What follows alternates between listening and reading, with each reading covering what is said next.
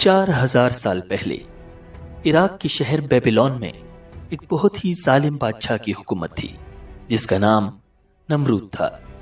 نمرود خود کو خدا سمجھتا تھا اور لوگوں سے اپنی عبادت کرواتا تھا۔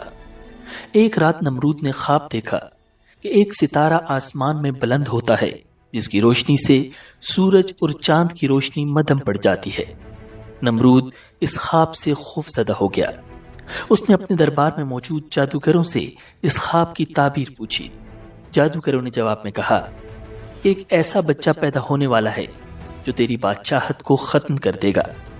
یہ سننا تھا کہ نمرود نے فوراً آرڈر کیا کہ اس سال اس ملک میں جتنے لڑکے پیدا ہوں انہیں قتل کر دیا جائے۔ اس آرڈر کے فوراً بعد نمرود کی آرمی کی طرف سے بچوں کا قتل عام شروع ہو گیا۔ ہر طرف افراتفری پھیل گئی۔ بیبیلون کے ہی ایک گاؤں میں آزر نامی ایک آدمی رہتا تھا جو کہ بت بنایا کرتا تھا۔ اس کے ہاں بھی ایک بچے کی پیدائش ہونے والی تھی۔ اس نے جب نمرود کا یہ آرڈر سنا تو فوراً اپنی بیوی کو لے کر پہاڑوں کی طرف بھاگ نکلا۔ اس نے نمرود کی فوج سے دور پہاڑوں میں بسیرا اختیار کر لیا۔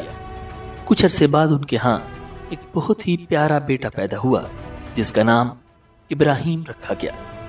یہی وہ بچہ تھا جس نے نمرود کا مقابلہ کرنا تھا۔ یہی وہ بچہ تھا جسے اللہ رب العزت نے اپنا نبی اور دوست بنا لینا تھا۔ وقت گزرتا جا رہا تھا اور ابراہیم علیہ السلام بڑے ہو رہے تھے۔ وہ اپنے ہم عمر بچوں سے کہیں زیادہ انٹیلیجنٹ تھے۔ وہ بچپن میں ہی اپنی قوم کے مذہب کے بارے میں ایسے کوسچنز اٹھاتے تھے کہ لوگ لاجواب ہو جاتے تھے۔ ایک دن حضرت ابراہیم علیہ السلام نے اپنے والد آزر سے کہا، ابا جان، آپ کیوں ان پتھر کے بتوں کی عبادت کرتے ہیں؟ کیا یہ بت آپ کو فائدہ دے سکتے ہیں یا نقصان پہنچا سکتے ہیں؟ لیکن آزر نے اپنے بیٹے کی باتوں کو اگنور کر دیا اور کہا کہ یہی ہمارے بڑوں کا طریقہ ہے اور ہمیں اسی طریقے پر چلنا چاہیے۔ انہوں نے اپنی قوم کو بھی ان بتوں کی ریئلٹی بتانا چاہی مگر کسی نے توجہ نہ دی۔ پھر ان کے مائنڈ میں ایک بہت ہی انٹرسٹنگ پلان آیا، لیکن یہ پلان نہایت خطرناک تھا جس کی وجہ سے بہت جلد ان کا نمرود سے سامنا ہونے والا تھا۔ اب وہ عید کا انتظار کرنے لگے۔ جب عید آئی تو پوری قوم شہر سے باہر میلے میں چلی گئی۔ پیچھے شہر سنسان ہو چکا تھا۔ حضرت ابراہیم علیہ السلام ایک کلہاڑا لے کر بت خانے میں داخل ہو گئے۔ ان میں سے اکثر ان کے باپ آزر کے ہاتھوں سے تراشے ہوئے تھے۔ حضرت ابراہیم علیہ السلام نے تمام بتوں کو توڑ ڈالا اور آخر میں کلہاڑے کو بڑے بت کے کاندھے پر لٹکا کر اپنے گھر آ گئے۔ شام کو جب قوم میلے سے واپس آئی تو بت خانے میں تباہی کا منظر ان کا منتظر تھا۔ قرآن کریم میں اس حوالے سے فرمایا گیا ہے جس کا ترجمہ ہے، کہنے لگے ہمارے معبودوں کے ساتھ یہ سلوک کس نے کیا؟ بے شک وہ تو ظالموں میں سے ہے۔ لوگوں نے کہا کہ ہم نے ایک نوجوان کو ان کا ذکر کرتے ہوئے سنا ہے، اس کا نام ابراہیم ہے۔ وہ بولے کہ اسے لوگوں کے سامنے لاؤ تاکہ وہ گواہ رہیں۔ جب ابراہیم علیہ السلام آئے تو انہوں نے کہا کہ کیا ہمارے معبودوں کے ساتھ یہ کام تم نے کیا ہے؟ ابراہیم علیہ السلام نے کہا یہ کام اس بڑے بت نے کیا ہوگا، اگر یہ بولتے ہیں تو انہی سے پوچھ لو۔ وہ سر نیچا کر کے بولے تم جانتے ہو کہ یہ بول نہیں سکتے۔ ناظرین، بتوں کو توڑنے کا عمل نمرود سمیت پوری قوم کے لیے ناقابل معافی جرم تھا، لہٰذا فیصلہ کیا گیا کہ حضرت ابراہیم علیہ السلام کو آگ میں ڈال دیا جائے تاکہ آئندہ کسی کو بتوں کی بے حرمتی کی ہمت ہی نہ ہو۔ چنانچہ پوری قوم لکڑیاں جمع کرنے کے عمل میں مصروف ہو گئی۔ ایک مدت تک قوم لکڑیاں جمع کرتی رہی۔ جب لکڑیوں کا پہاڑ کھڑا ہو گیا تو ایک بہت گہری خندق کھودی گئی۔ لکڑیوں کے اس ڈھیر کو اس میں ڈالا گیا۔ ناظرین، اسرائیلی روایات میں آتا ہے کہ بہت گہرائی میں ہونے کے باوجود بھی لکڑیوں کا ڈھیر آسمان سے باتیں کر رہا تھا۔ جس دن لکڑیوں کے ڈھیر میں آگ لگائی جانی تھی اس سے پہلے شیطان نمرود کے دربار میں پہنچا اور بولا، بادشاہ سلامت، جب لکڑیوں کے اس پہاڑ میں آگ لگے گی تو اس کی تپش کی وجہ سے کوئی بھی اس کے قریب نہ جا سکے گا، لہٰذا آپ ابراہیم کو آگ میں کیسے ڈالیں گے؟ یہ وہ سوال تھا جو نہ نمرود کے ذہن میں آیا تھا نہ ہی اس کے مشیروں اور مزاحموں کے۔ शैतान ने जब नमरूद को परेशान देखा तो फौरन बोला, तुम परेशान क्यों होते हो, मैं हूं ना। तुम बस ऐसा करो, अपना एक बेहतरीन शख्स मेरे हवाले कर दो, मैं उसे एक ऐसी मशीन बनाना सिखा दूंगा जिससे किसी भी चीज को काफी दूर तक फेंका जा सकता है।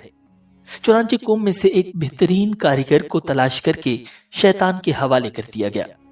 नाज़रीन, अल्लामा इब्ने कसीर रहिमहुल्लाह फरमाते हैं, जो मशीन बनाई गई उसे मंजनीक का नाम दिया गया। संगबारी की ये दस्ती मशीन एक मकाम पर खड़ी कर दी गई। नाज़रीन, तारीखी रिवायात में है कि शहर के लोग कई माह तक मैदान में लकड़ियां जमा करते रहे। लकड़ियां जमा करने के बाद 7 दिन तक पूरी कौम उसमें आग लगाकर उसे भड़काती रही, यहां तक कि उसके शोले फिजा में आसमान तक इस कदर बुलंद हो गए कि अगर कोई परिंदा उस पर से गुजरे तो जल जाए। आग अपने गैज़ो गज़ब के साथ भड़क रही थी। अल्लाह के खलील को मोटी रस्सियों में जकड़कर मंजनीक के पलड़े में बिठा दिया गया था। इब्लीस के मकरूह चेहरे पर शैतानी मुस्कुराहट थी। वो भेस बदलकर इस पूरे अमल की निगरानी कर रहा था। जिस वक्त पैगंबर खुदा मंजनीक के जरिए आग के उस खौफनाक समंदर में डाले जाने वाले थे, उस वक्त मलाइका समेत जमीन और आसमान की सब मखलूकात चीख उठी कि या रब, तेरे खलील पर क्या कयामत गुजर रही है। रब ताला ने फरमाया, जाओ, अगर मदद कर सकते हो तो करो। फरिश्तों ने मदद करने के लिए हजरत इब्राहिम अलैहिस्सलाम से इजाजत चाही तो आप अलैहिस्सलाम ने फरमाया, मेरे लिए मेरा अल्लाह काफी है, वो मेरा हाल देख रहा है। जिब्रील अमीन अलैहिस्सलाम ने अर्ज किया, आपको मुझसे किसी किस्म की मदद की हाजत है तो हुक्म करें, मैं हाजिर हूं। फरमाया, हाजत तो है मगर आपकी तरफ से नहीं बल्कि अपने रब की तरफ से। नाज़रीन, इमाम बुखारी ने हजरत इब्ने अब्बास रज़ियल्लाहु ताला अन्हु से रिवायत की है कि जब हजरत इब्राहिम अलैहिस्सलाम को आग में फेंका गया तो उन्होंने कहा, हस्बुनल्लाहु व निअमल वकील, जिसका तर्जुमा है, हमें अल्लाह ही काफी है और वो बेहतरीन कारसाज है। हजरत अबू हुरैरा रज़ियल्लाहु ताला अन्हु से मरवी है कि नबी अकरम सल्लल्लाहु अलैहि वसल्लम ने फरमाया, जब हजरत इब्राहिम अलैहिस्सलाम को आग में डाला गया तो उन्होंने कहा, ऐ मेरे अल्लाह, तू आसमान में तन्हा है और जमीन में तेरी इबादत करने वाला तन्हा है। नाज़रीन, जो ही हजरत इब्राहिम अलैहिस्सलाम को आग में फेंका गया, अल्लाह रब्बुल इज्जत फरमाते हैं, और हमने हुक्म दिया, ए आग ठंडी पड़ जा और इब्राहिम के लिए सलामती वाली बन जा। और फिर अल्लाह रब्बुल इज्जत के हुक्म से इंतहाई नाकाबिले यकीन मौजज़ा रूनमा हुआ और इब्राहिम अलैहिस्सलाम को उस आग ने बाल बराबर भी नुकसान नहीं पहुंचाया। नाज़रीन, रिवायात में आता है कि हजरत इब्राहिम अलैहिस्सलाम उस आग में 40 या 50 दिन ठहरे। नाज़रीन, आग में डाले जाने के बाद हजरत इब्राहिम अलैहिस्सलाम ने बाबिल से हिजरत का इरादा फरमाया और फिर एक दिन अपने अहले खाना के साथ हरान नामी इलाके में हिजरत कर गए। हजरत इब्राहिम अलैहिस्सलाम ने बाबिल ही में अपने चचा की बेटी हजरत सारा से शादी कर ली थी। फिर अल्लाह ताला ने आपको बैतुल मुकद्दस जाने का हुक्म फरमाया। उस वक्त आपकी उम्र मुबारक 75 साल थी। बैतुल मुकद्दस में कुछ अरसा क़याम के बाद आप मिस्र हिजरत कर गए। नाज़रीन, रिवायात में आता है कि हजरत इब्राहिम अलैहिस्सलाम जिस वक्त मिस्र पहुंचे तो वहां फिरौनों की हुकूमत थी और उस वक्त वहां का बादशाह निहायत अय्याश, जालिम और जाबिर था। किसी ने बादशाह को बताया कि हमारे शहर में एक परदेसी आया है जिसके साथ एक हसीन और जमील औरत भी है। फिरौन ने यह सुनकर फौरी तौर पर हजरत इब्राहिम अलैहिस्सलाम को दरबार में तलब किया और हजरत सारा के बारे में सवालों जवाब किए। हजरत सारा अल्लाह रब्बुल इज्जत की बरगजीदा बंदी थी और उन्हें अपने अल्लाह पर बड़ा यकीन था। चुनांचे वो तलब करने पर बादशाह के पास तशरीफ ले गईं। बादशाह ने जब उन्हें देखा तो खुद पर काबू न रख सका और बुरे इरादे से उन्हें पकड़ने के लिए आगे बढ़ा। हजरत सारा उस वक्त अपने रब से दुआ में मसरूफ थी। जैसे ही फिरौन आगे बढ़ा, उसके कदम जमीन में धंस गए। बादशाह बदहवास हो गया और जल्दी से बोला, तुम मेरे लिए अपने अल्लाह से दुआ करो, मैं तुम्हें कोई तकलीफ नहीं पहुंचाऊंगा। हजरत सारा ने दुआ फरमाई कि ए अल्लाह, अगर ये मर गया तो कहा जाएगा कि मैंने इसे कत्ल किया है। ए अल्लाह, तू इसे आजाद कर दे। नाज़रीन, इस दुआ के बाद अल्लाह रब्बुल इज्जत ने उसे आजाद कर दिया, लेकिन वो अपनी हरकत से बाज ना आया। دوبارہ آگے بڑھا تو مزید اندر گھس گیا۔ اس نے پھر دعا کے لیے کہا، حضرت سارہ نے دعا کی، وہ پھر آزاد ہو گیا۔ راوی کہتے ہیں کہ تیسری یا چوتھی مرتبہ وہ پکار اٹھا اور اپنے درباریوں سے کہا کہ تم میرے پاس کسی انسان کو نہیں لائے ہو۔ پھر اس نے حضرت سارہ کو عزت و احترام سے رخصت کیا، بلکہ ایک خادمہ جن کا نام حضرت حاجرہ تھا انہیں بھی ان کی خدمت میں پیش کیا۔ بعض محققین کے مطابق حضرت حاجرہ بادشاہ کی لونڈی نہیں بلکہ بیٹی تھی۔ اس واقعے کے بعد حضرت ابراہیم علیہ السلام دوبارہ فلسطین منتقل ہو گئے۔ کچھ عرصہ بیتا تو ایک دن حضرت سارہ نے حضرت ابراہیم علیہ السلام سے فرمایا کہ میں چاہتی ہوں کہ آپ حاجرہ سے نکاح کر لیں، شاید اللہ آپ کو اولاد کی نعمت سے نواز دے۔ ناظرین، اس وقت تک آپ علیہ السلام کی اولاد نہیں ہوئی تھی، اور پھر حضرت سارہ نے آپ کا نکاح حضرت حاجرہ سے کروا دیا۔ اللہ تعالیٰ نے سال بھر بعد ہی حضرت حاجرہ کے بطن سے حضرت اسماعیل علیہ السلام کو پیدا فرمایا۔ ناظرین، جب حضرت اسماعیل علیہ السلام کی پیدائش ہوئی تو حضرت ابراہیم علیہ السلام کو حکم ملا کہ وہ سیدہ حاجرہ اور حضرت اسماعیل کو جنگل میں چھوڑائیں۔ حضرت ابراہیم علیہ السلام نے حضرت حاجرہ اور حضرت اسماعیل علیہ السلام کو ساتھ لیا اور سرزمین مکہ کی جانب روانہ ہو گئے۔ حضرت ابراہیم علیہ السلام اپنی زوجہ اور لخت جگر کے ساتھ صحراؤں، پہاڑوں اور میدانوں کو عبور کرتے ہوئے ایک ایسی وادی میں پہنچے جہاں دور دور تک چرند پرند تھے اور نہ ہی پانی کا نام و نشان۔ حضرت ابراہیم علیہ السلام نے اہلیہ کو دودھ پیتے معصوم بچے سمیت ایک درخت کے نیچے بٹھایا، کھجور کا تھیلا اور پانی کا مشکیزہ پاس رکھا اور کچھ کہے بغیر واپسی کے لیے پلٹے۔ حضرت حاجرہ نے جب یہ دیکھا تو لپک کر دامن پکڑا اور بولی، اے ابراہیم، ہمیں اس دشت بیابان میں چھوڑ کر کہاں جا رہے ہیں؟ حضرت حاجرہ کے بار بار فریاد کرنے پر بھی آپ علیہ السلام خاموش رہے تو انہوں نے عرض کیا، اے ابراہیم، کیا یہ اللہ کا حکم ہے؟ آپ نے فرمایا، ہاں۔ حضرت حاجرہ نے یہ سنا تو بڑے یقین اور اعتماد کے ساتھ فرمایا، پھر ہمارا پروردگار ہمیں ضائع نہیں فرمائے گا۔ ناظرین، حضرت ابراہیم علیہ السلام اپنی اہلیہ حضرت حاجرہ اور بیٹے حضرت اسماعیل علیہ السلام کو سرزمین حرم پر اللہ رب العزت کے آسرے پر چھوڑ کر واپس آ گئے۔ حضرت حاجرہ بھوک کے وقت کھجوریں کھاتی اور پیاس لگنے پر پانی پی لیتی، یہاں تک کہ کھجوریں اور پانی ختم ہو گیا۔ حضرت اسماعیل علیہ السلام کو پیاس لگی تو آپ کی والدہ ماجدہ سے بچے کی پیاس دیکھی نہ گئی۔ آپ قریب ایک پہاڑی پر گئیں تاکہ کہیں پانی مل جائے، مگر پانی کا نام و نشان تک نظر نہ آیا۔ پھر آپ واپس بچے کے پاس آئیں اور بچے کی پیاس کی شدت دیکھ کر دوسری پہاڑی پر چڑھی، مگر وہاں بھی پانی نظر نہ آیا۔ ناظرین، آپ جن دو پہاڑیوں پر پانی کی تلاش کے لیے گئیں، ان پہاڑیوں کو صفا اور مروہ کہا جاتا ہے۔ ان دونوں پہاڑیوں کے درمیان حضرت حاجرہ 7 مرتبہ دوڑیں۔ اللہ رب العزت کو ان کا دوڑنا اتنا پسند آیا کہ قیامت تک آنے والے زائرین کو حکم فرمایا کہ وہ بھی صفا و مروہ کے درمیان 7 چکر لگائیں۔ جب حضرت حاجرہ کو دوسری پہاڑی سے بھی پانی نہ ملا تو واپس اپنے بچے کے پاس آتی ہیں اور ایک عجیب منظر دیکھتی ہیں۔ جہاں پر حضرت اسماعیل علیہ السلام کی ایڑیاں ہیں، وہاں پر پانی کا ایک صاف و شفاف چشمہ جاری ہے۔ اس پانی کے اچانک ظاہر ہونے سے حضرت حاجرہ کی خوشی کی انتہا نہ رہی، فوراً اللہ تعالیٰ کا شکر بجا لائیں۔ پھر یہ خیال آیا کہ اس بڑھتے ہوئے پانی کو روکنا چاہیے۔ حضرت حاجرہ کہہ رہی تھیں، زم زم، ٹھہر اے پانی ٹھہر، یہی وہ آب زمزم ہے جسے کروڑوں لوگ بطور تبرک پیتے ہیں اور ساتھ لے جاتے ہیں۔ ناظرین، حضرت ابراہیم علیہ السلام کے بیٹے حضرت اسحاق علیہ السلام کی پیدائش بھی معجزانہ انداز میں ہوئی۔ حضرت ابراہیم علیہ السلام کی عمر مبارک 100 برس اور آپ کی اہلیہ حضرت سارہ کی عمر 90 سال تھی جب ان کے ہاں حضرت اسحاق علیہ السلام پیدا ہوئے۔ ان دنوں حضرت ابراہیم علیہ السلام ملک شام میں رہائش پذیر تھے، جبکہ بڑے صاحبزادے حضرت اسماعیل علیہ السلام 14 سال سے مکہ مکرمہ میں اپنی والدہ حضرت حاجرہ کے ساتھ مقیم تھے۔ ناظرین، ایک دن اللہ تعالیٰ نے فرشتوں کی ایک جماعت کو زمین پر بھیجا تاکہ وہ قوم لوط پر عذاب الہی نازل کریں جو حد سے گزر چکی تھی۔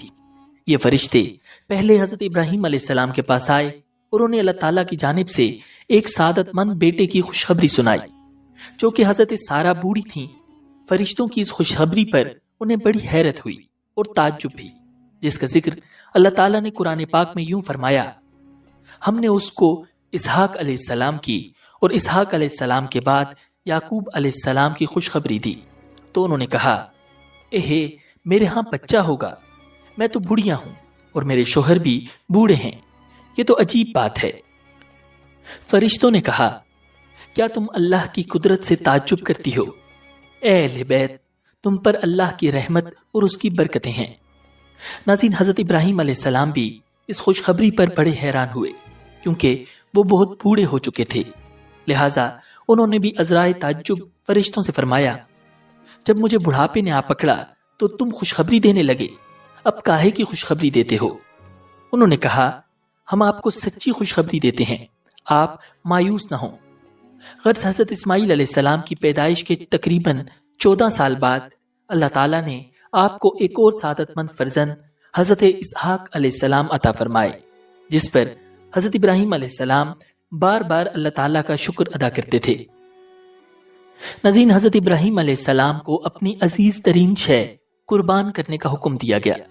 یہ خواب آپ کو کئی دن تک لگاتار نظر آتا رہا، تو آپ سمجھ گئے کہ اللہ تعالیٰ بیٹی کی قربانی کا حکم دے رہا ہے۔ چنانچہ آپ نے مکہ مکرمہ جانے کا ارادہ فرمایا اور پہنچ کر صاحبزادے کو اپنا خواب سنایا۔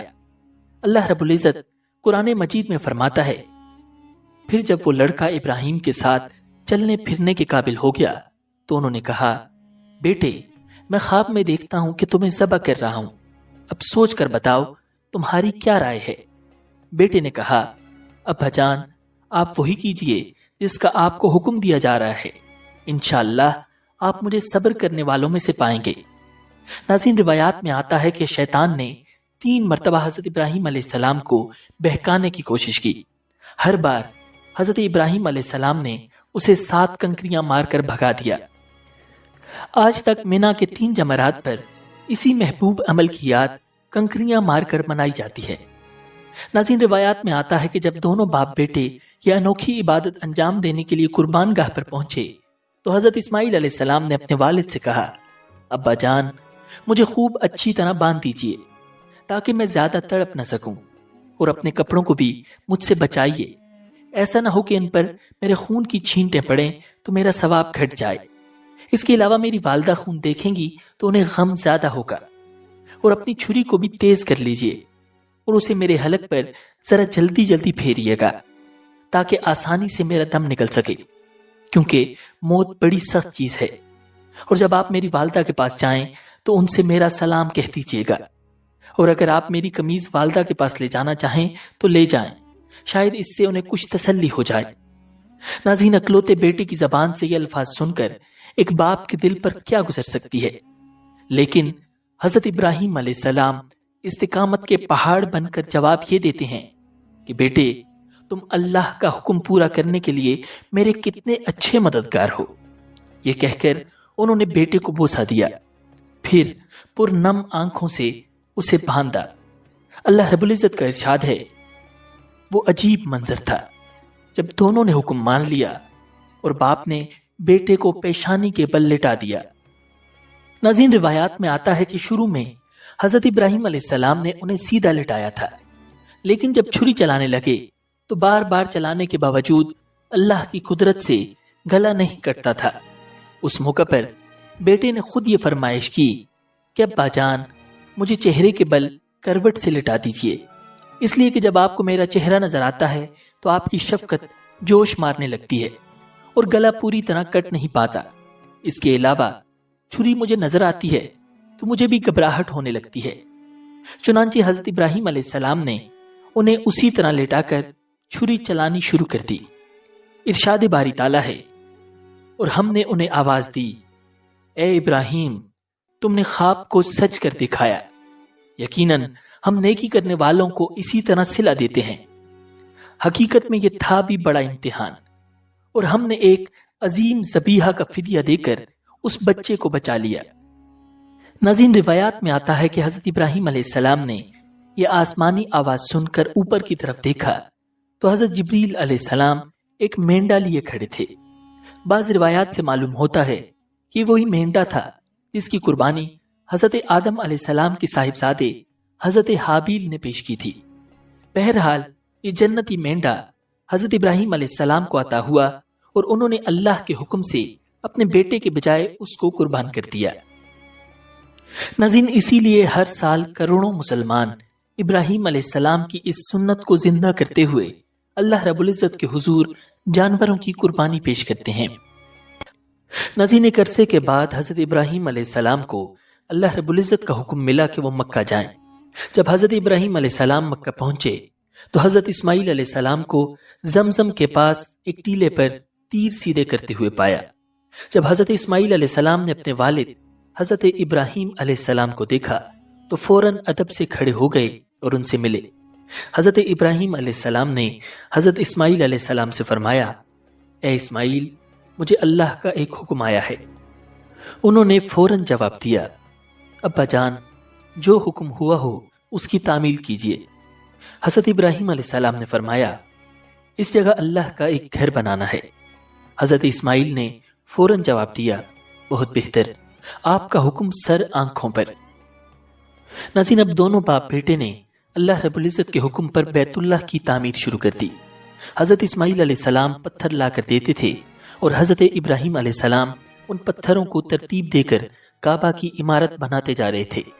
حضرت علی کرم اللہ وجہ الکریم نے فرمایا کہ حضرت ابراہیم علیہ السلام جب بھی کعبہ کے قریب پہنچے تو آپ نے اپنے سر پر ایک بادل محسوس کیا اور اس بادل میں سے آواز آئی، اے ابراہیم، جہاں جہاں تک اس بادل کا سایہ ہے وہاں تک کی زمین کو بیت اللہ میں شامل کر لو، کمی زیادتی نہ ہو۔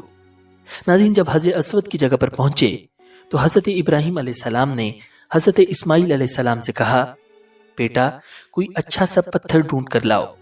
کچھ دیر بعد جب حضرت اسماعیل علیہ السلام پتھر لائے تو دیکھا کہ حضرت ابراہیم علیہ السلام ایک بہت ہی خوبصورت پتھر وہاں لگا چکے ہیں۔ پوچھا، یہ پتھر کون لایا ہے؟ آپ نے فرمایا، اللہ کے حکم سے یہ پتھر حضرت جبرائیل علیہ السلام آسمان سے لے کر آئے ہیں۔ ناظرین، اسی پتھر کو حجر اسود کہا جاتا ہے۔ جب دونوں باپ بیٹے کی تعمیر مکمل ہونے کے قریب پہنچی تو دونوں نے اللہ رب العزت کے سامنے یہ دعا کی، اے ہمارے پروردگار، ہم سے یہ خدمت قبول فرما لے، بے شک تو اور صرف تو ہی ہر ایک کی سننے والا، ہر ایک کو جاننے والا ہے۔ ناظرین، سورہ بقرہ کی آیہ نمبر 260 میں حضرت ابراہیم علیہ السلام کا ایک انتہائی حیرت انگیز معجزہ بیان کیا گیا ہے۔